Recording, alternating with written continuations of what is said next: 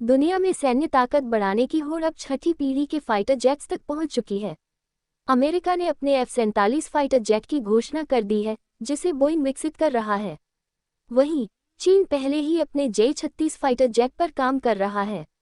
दोनों देशों के इन आधुनिकतम विमानों की क्षमताओं को लेकर वैश्विक स्तर पर बहस तेज हो गई है।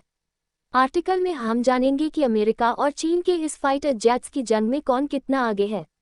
ये भी समझेंगे कि इस हाईटेक रक्षा स्पर्धा में भारत कहां खड़ा है।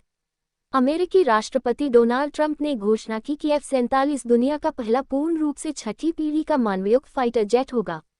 इसे आधिकारिक तौर पर नेक्स्ट जनरेशन एयर डोमिनेंस भी कहा जा रहा है। ट्रंप ने एक बयान में कहा कि ये दुनिया का इकलौता छठी पीढ़ी का लड़ाकू विमान होगा। उन्होंने तारीफों के पुल बांधते हुए ये भी कहा कि अभी से मित्र देशों में इसे खरीदने की होड़ लग गई है। अत्याधुनिक स्टील्थ तकनीक इसे दुश्मनों की नज़रों से बचा सकेगा। स्वायत्त ड्रोन के साथ ऑपरेट करने की क्षमता, जिससे यह एक संगठित लड़ाकू टीम की तरह काम कर सकेगा। बेहतर स्पीड और मैन्यूवरिंग से लैस, जिससे इसे पकड़ पाना बेहद मुश्किल होगा। हाईटेक हथियार प्रणाली इसे अजेय बनाएगी। अमेरिकी वायुसेना प्रमुख डेविड ऑल्विन के अनुसार यह विमान पहले से ही गुप्त परीक्षणों में सैकड़ों घंटे की उड़ान भर चुका है और ट्रंप प्रशासन के कार्यकाल में इसे तैनात कर दिया जाएगा।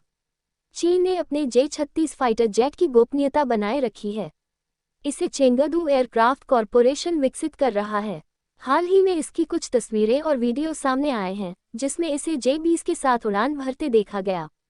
ये भी पढ़ें, कितना खतरनाक इसका नया लड़ाकू विमान F-47। मित्र देशों में अभी से खरीदने की होड़। J-36 की संभावित खूबियां। ये ट्रायंगल और टेललेस डिज़ाइन से लैस है, जिससे ये ज़्यादा स्टील्थी होगा।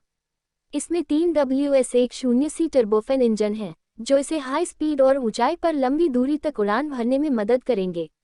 बड़ी इंटरनल वेपन बे IWB, जिससे यह अधिक हथियार लेकर जा सकता है। इलेक्ट्रो ऑप्टिकल सेंसर और साइड लुकिंग एयरबोर्न रडार, जो इसे उन्नत लड़ाकू क्षमता देंगे।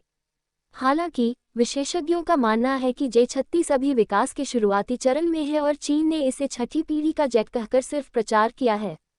इसकी असली क्षमताओं का आकलन अभी बाकी है। भारत कहां खड़ा? भारत वर्तमान में अपने 5वीं पीढ़ी के स्टेल्थ लड़ाकू विमान advanced medium combat aircraft AMCA के विकास पर कार्यरत है।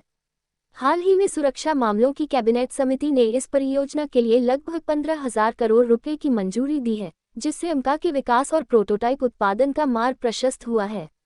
ये परियोजना भारत के लिए गेम चेंजर साबित हो सकती है। खासियत। AMCA की खासियतों की बात करें तो ये स्टील्थ डिज़ाइन, जो इसे दुश्मनों की रडार से बचने में मदद करेगा। सुपरसोनिक क्रूज क्षमता होगी, जिससे यह अधिक तेज और कुशल होगा। AI इंटीग्रेटेड कॉम्बैट सिस्टम होगा, जिससे यह उन्नत निर्णय लेने में सक्षम होगा।